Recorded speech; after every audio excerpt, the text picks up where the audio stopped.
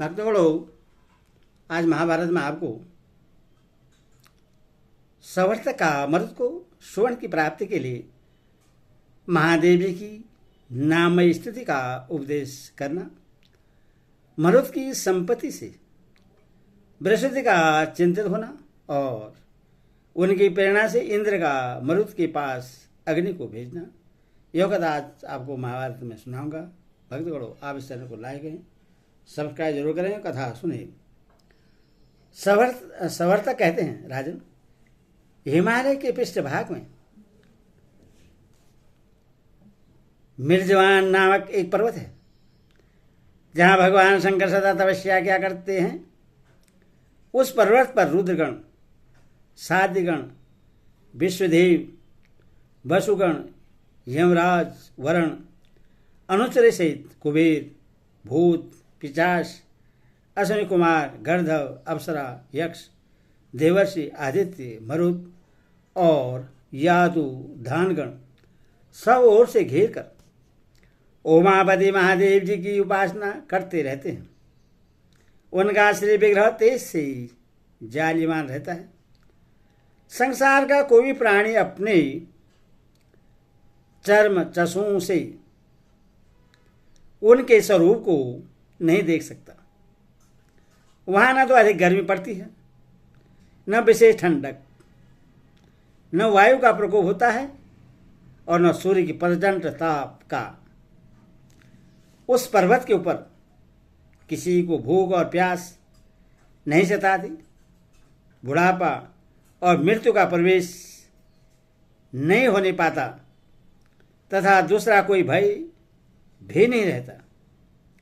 उस पर्वत के चारों ओर सूर्य की किरणों के समान चमकते हुए स्वर्ण के अनेकों शिखर हैं। अस्त्र शस्त्रों से सुसज्जित कुबेर की अनुचर अपने स्वामी का प्रिय करने के लिए उन सुवर्ण शिखरों की सदा रक्षा करते हैं। वहां जाने के बाद तुम पहले जगत विधाता भगवान शंकर को नमस्कार करके फिर इस प्रकार स्तुति करना, भगवान आप रुद्र दुख के कारण को दूर करने वाले, सिद्धिकंठ गले में नील चिन्ह धारण करने वाले, पुरुष अंतर्यामी,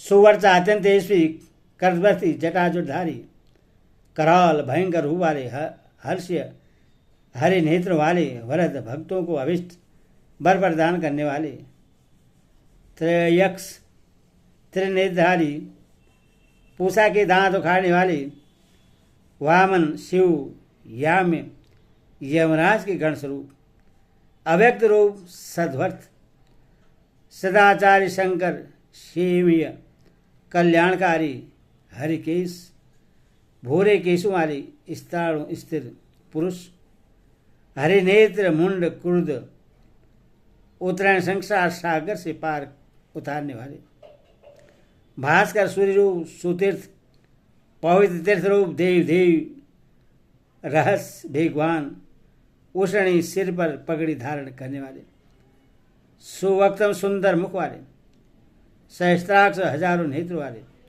मेरवान कामपूरक अथवा नंदिकेश्वर वृक्ष गिरीश पर्वत और शयन करने वाले, प्रशांत यति सेमी चीरवासा चीरवश धारण करने वाले, बिल्वदंड बेला का दंड धारण करने वाले, सिद्ध सर्वदंडधर सबको दंड देने वाले, मृग व्यात आंध्रा नक्षत्र रूप, महाधनवी पिनाक नामक धनुष धारण करने वाले, भव संसार की उत्पत्ति करने वाले, वर श्रेष्ठ सोमभक्त, चंद्रमा के समान मुख वाले, सिद्ध मंत्र जिन्होंने सभी मंत्र सिद्ध कर लिए हैं, ऐसे चशुष नेत्र रूप, हिरण्यबाहु शोभन के समान सुंदर भुजा वाले, उग्र भयंकर दिशाओं के पति, लेलिहान अग्नि रूप से अपनी जिहाओं के द्वारा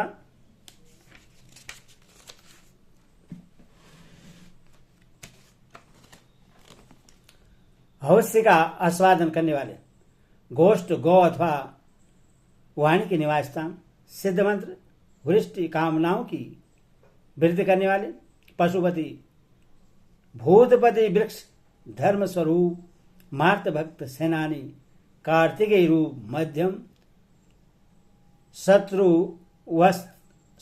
हस्त, हाथ में शत्रुआ ग्रहण करने वाले, ऋतुज रूप, पति, सबका पालन करने वाले, धन्वी, भार्गव, अज, जन्म रहित, कृष्ण हेत, विरूपाक्ष, तीक्ष्ण दंड, तीक्ष्ण, बेस्वानर मुख,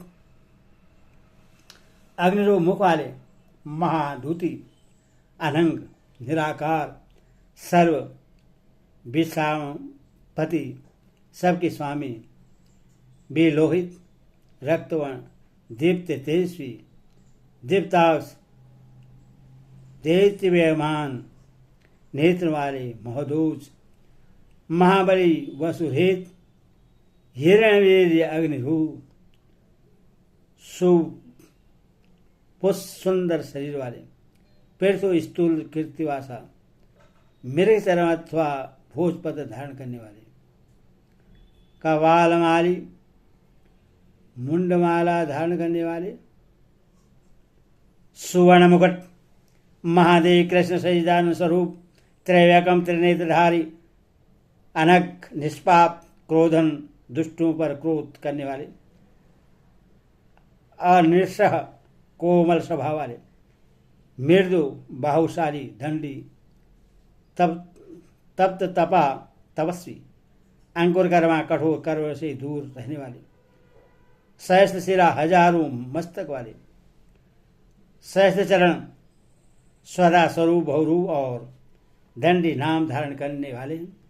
आपको मेरा प्रणाम है। इस प्रकार उन पिनाकधारी महादेव, महायोगी, अविनाशी, हाथ में त्रिशूल धारण करने वाले, वरदायक, त्रैवकम भुवनेश्वर, त्रिपुरासुर को मारने वाले, त्रिनेत्रधारी, त्रिभुवन के स्वामी, महान बलवान, सब जीवों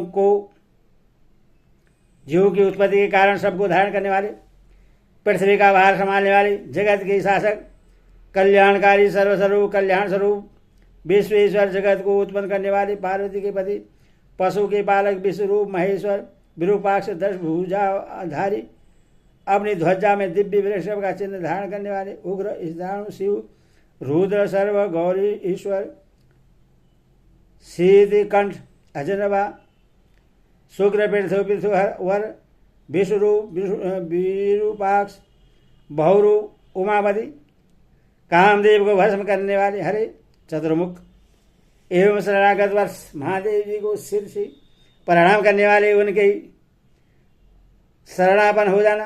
राजन, वे महान देवता, महावेगवान और महामना है। उनके चरणों में मस्तक झुकाने से तुम्हें सुवर्ण की प्राप्ति होगी। सुवर्ण लाने के लिए तुम्हारे सेवकों को भी वहां जाना चाहिए। सवर्त का यह वचन उसका राजा मरुद ने वैसा ही किया। इसी से वे यज्ञ का सारा संभार अलौकिक रूप से करने लगे।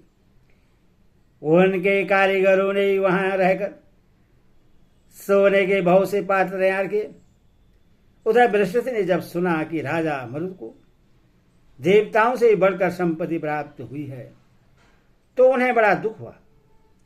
वे चिंता के मारे पीले पड़ गए और यो सोचकर कि मेरा शत्रु सवर्त बहुत धनी हो जाएगा, उनका शरीर अत्यंत दुर्बल हो गया। देवराज इंद्र ने जब सुना कि बृहस्पति जी अत्यंत तप्त हो रहे हैं तो वे देवताओं को साथ लेकर उनके पास गए और इस प्रकार पूछने लगे, विप्रवर, आपको यह मानसिक अथवा शारीरिक दुख कैसे प्राप्त हुआ है? आप उदास और पीले क्यों हो रहे हैं? बताने की कृपा कीजिए, मैं आपको दुख देने वालों का नाश कर डालूंगा। बृहस्पति जी ने कहा, इंद्र, लोग कहते हैं कि महाराज मरुद उत्तम दक्षिणाओं से युक्त एक महान यज्ञ की तैयारी कर रहे हैं। तथा यह भी सुनने में आया है कि सवर्त ही आचार्य होकर वह यज्ञ कराएगा, किंतु मेरी इच्छा है कि सवर्त के आचार्य तत्व में उस यज्ञ का अनुष्ठान न होने पर इंद्र ने कहा, गुरुदेव आप तो देवताओं के पुरोहित हैं, आपने जरा और मृत दोनों को जीत लिया है, फिर समर्थ आपका क्या बिगाड़ सकते हैं। बृहस्पति ने कहा, देवराज शत्रु की स्मृति दुख का कारण होती है। मेरा शत्रु समर्थ स्मृतिशाली होना चाहता है, यही सुनकर मैं उदास हो रहा हूं। तुम कोई न कोई उपाय करके समर्थ अथा राजा मरुत को कैद कर लो। यह सुनकर इंद्र ने अग्नि देवता से कहा, अग्निदेव यहां आओ, मैं तुम्हें राजा मरुत के पास भेजता हूं। उनकी सम्मति लेकर बृहस्पति जी को उनके पास पहुंचा दो। वहां जाकर राजा से कहना कि बृहस्पति जी ही आपका यज्ञ कराएंगे तथा वे आपको अमर भी कर देंगे।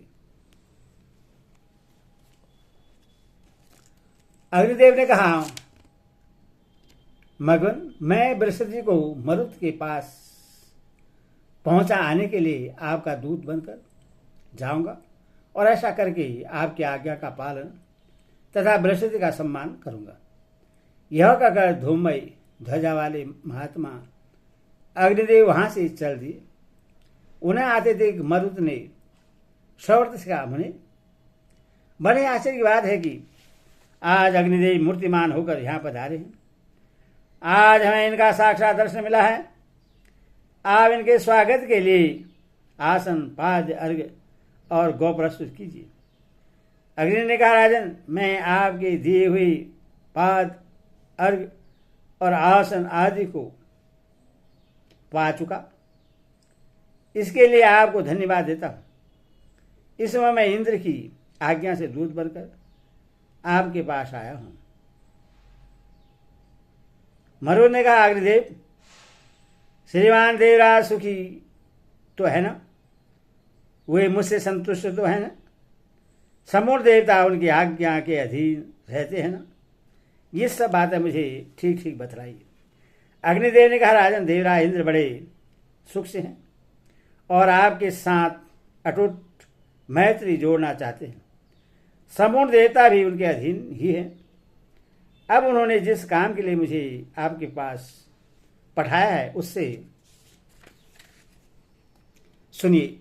वे मेरे द्वारा बृहस्पति को आपके पास भेजना चाहते हैं। उन्होंने कहा है कि बृहस्पति जी आपके गुरु हैं अथवा ये ही आपका यज्ञ कराएंगे।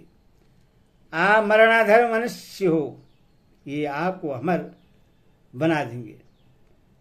मरुद ने कहा, भगवान मेरा यज्ञ कराने के लिए ये विप्रवर सवर्त जी यहाँ उपस्थित हैं। बृहस्पति जी के लिए तो मैं हाथ जोड़ता हूँ। हे देवराज इंद्र के पुरोहित हैं, वे देवराज इंद्र के पुरोहित हैं। मेरे जैसे मनुष्य का यज्ञ कराना उन्हें शोभा नहीं देगा। अग्निदेव ने कहा, राजन यदि बृहस्पति जी आपका यज्ञ कराएंगे तो देवराज इंद्र प्रश्न होंगे और उनके प्रश्न होने पर देवलोक के भीतर जितने बड़े बड़े लोग हैं वे सब आपके लिए सुलभ हो जाएंगे। इसमें तनि भी संदेह नहीं कि आप यशस्वी होने के साथ ही स्वर्ग पर विजय प्राप्त करेंगे। दिव्य लोक, प्रजापति लोक और देवताओं के राज्य पर भी आपका पूरा अधिकार हो जाएगा। समर्थ ने कहा, अग्नि मैं तुम्हें सावधान किए देता हूं। बृहस्पति को मरुत के पास पहुंचाने के लिए फिर कभी मत आना, नहीं तो क्रोध भरकर मैं अपनी दारुण दृष्टि से तुम्हें भस्म कर डालूंगा। समर्थ की बात सुनकर अग्निदेव भस्म होने के भय से पीपल के पत्ते की तरह कांपने लगा और तुरंत लौटकर देवताओं के पास चले गए। उन्हें लौटे देख इंद्र ने बृहस्पति के सामने ही पूछा, अग्निदेव तुम तो मेरी आज्ञा से बृहस्पति को राजा मरुत के पास पहुंचाने का संदेश लेकर गए थे। बताओ वे क्या कहते हैं, उन्हें मेरी बात स्वीकार है या नहीं। अग्नि ने कहा, देवराज राजा मरुत को आपकी बात पसंद नहीं आई। बृहस्पति जी को तो उन्होंने हाथ जोड़कर प्रणाम कहलाया है। मेरे बारंबार अनुरोध करने पर भी उन्होंने ये उत्तर दिया कि सवर्त जी ही मेरा यज्ञ कराएंगे।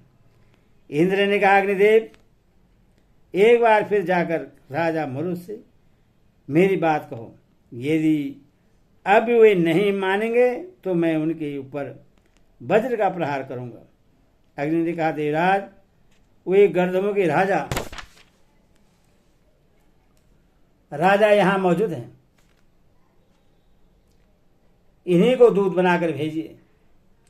मुझे तो वहां जाते डर लगता है, क्योंकि ब्रह्मचारी सवर्त ने बड़े क्रोध में आकर मुझसे कहा था कि अग्नि, यदि फिर बृहस्पति को मरुत के पास पहुंचाने के लिए आओगे तो मैं क्रोध भरी दारुण दृश्य तुम्हें भस्म कर डालूंगा।